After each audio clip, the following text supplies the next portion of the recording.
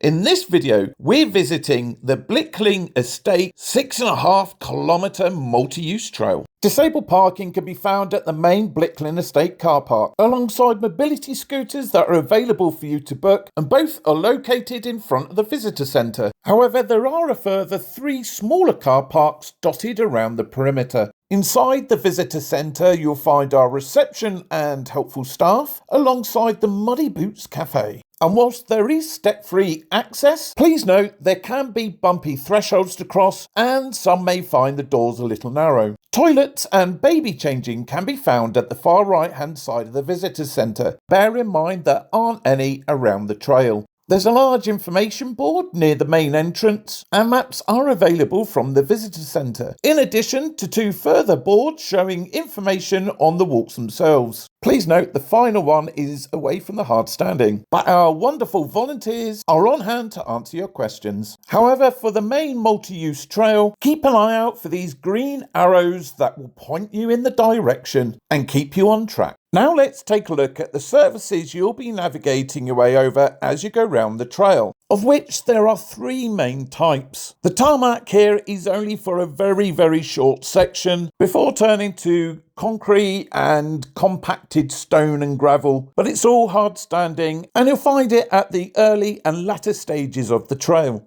The next type of surface is the more compacted mud and dirt track, which some may find more easygoing than the rock. However, they are more likely to be impacted by rain, which will be covered in more detail when we actually get into the woods shortly. Before we do, just to let you know, there is one gate for you to go through, which you'll find early on in the trail and is quite light. We then come across the final of the 3 surfaces, taking you through the beautiful woodlands. But before we get on to the surface and the challenges, let's just take a moment to enjoy the beauty of these woodlands, as there'll always be some kind of challenge to accessing the outdoors, which can sometimes become a barrier too big for us to overcome, and we lose sight of the benefits that we get from actually being in the outdoors. However, there are challenges, so let's take a look at them now together. There is a camber at varying degrees all the way round, but it's needed to drain the water away. And there are inclines and declines along the trail too, which when combined with the water can result in these channels or gullies running along the bottom of the camber and at times across the path, which then makes it quite bumpy going. Another example of this happened to the surface we discussed previously.